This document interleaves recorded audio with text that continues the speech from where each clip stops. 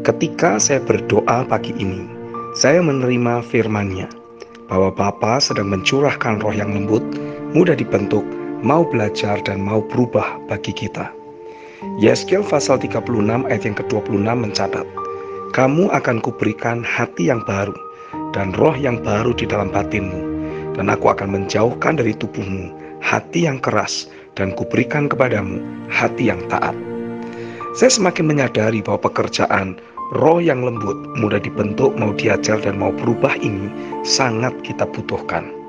Karena tanpa memiliki roh yang lembut, kita akan menemui kesulitan dalam mengalami perubahan roh dari pikiran kita. Efesus 4 ayat yang ke-23. Keberadaan kita yang lama adalah hasil produk cetakan dari sistem dunia yang jahat. Sistem dunia ini terus berusaha mencetak kehidupan orang-orang menjadi semakin sulit, penuh persaingan, keras, dan kejam. Supaya bisa hidup lebih baik, orang-orang di dunia ini harus melakukan segala daya upaya untuk meraih kehidupan yang layak, dan hasilnya pun masih belum maksimal, karena selalu ada ekses negatif di belakang kesuksesan yang diraih. Kejadian pasal 3 ayat 17 bagian B sampai 18 mencatat, "Maka terkutuklah tanah karena engkau, dengan bersusah payah engkau akan mencari rezekimu dari tanah seumur hidupmu. Semak duri dan rumput duri yang akan dihasilkannya bagimu, dan tumbuh-tumbuhan di padang akan menjadi makananmu."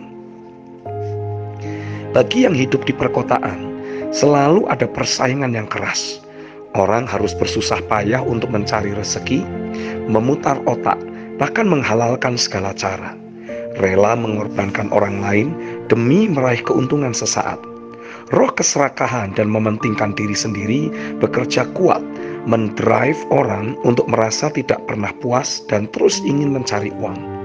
Roh kedagingan bekerja untuk mengkondisikan orang hidup di bawah belenggu hawa nafsu. Roh kekhawatiran terus mencetak orang-orang sehingga hidup kita merasa tidak aman dan selalu diliputi kecemasan, merasa tidak ada jaminan hidup, keraguan, takut ditipu orang, dan lain-lain. Kondisi ini adalah gambaran dari roh-roh dunia yang terus berusaha mencetak kita menjadi orang-orang yang keras, apatis, skeptis, dan pragmatis. Apa itu orang keras, apatis, skeptis, dan pragmatis? Orang yang keras adalah orang yang memiliki cara pandang yang sempit dan kaku, hanya mau melihat dari sudut pandangnya sendiri, selalu merasa benar sendiri, dan sulit atau tidak mau menerima masukan apapun. Orang apatis adalah orang yang egois dan cuek dengan lingkungan sekitar. Yang penting adalah dunianya sendiri, selalu tenggelam dalam urusannya sendiri dan tidak peduli dengan dunia di sekitarnya. Orang skeptis adalah gambaran orang yang tidak mudah percaya kepada orang lain, sulit untuk diyakinkan, selalu diliputi kecurigaan, lebih cenderung melihat kelemahan dan kesalahan orang daripada kebaikan dan keindahan dalam diri orang lain.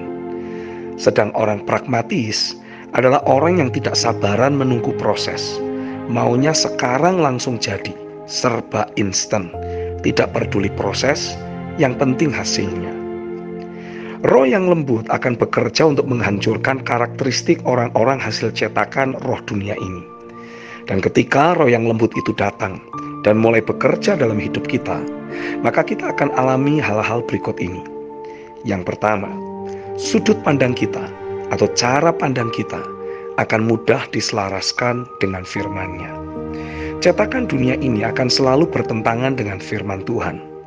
Firman mencatat dalam kitab Galatia 5 ayat yang ke-17, "Sebab keinginan daging berlawanan dengan keinginan roh, dan keinginan roh berlawanan dengan keinginan daging, karena keduanya bertentangan, sehingga kamu setiap kali tidak melakukan apa yang kamu kehendaki."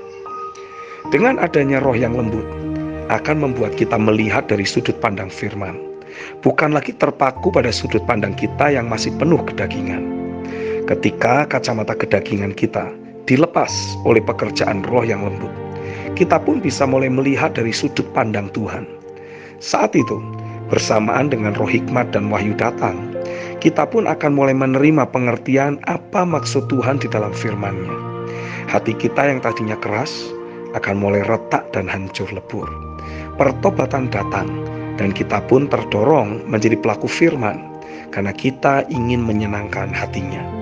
Bukan lagi dipaksa-paksa untuk menjadi pelaku firman.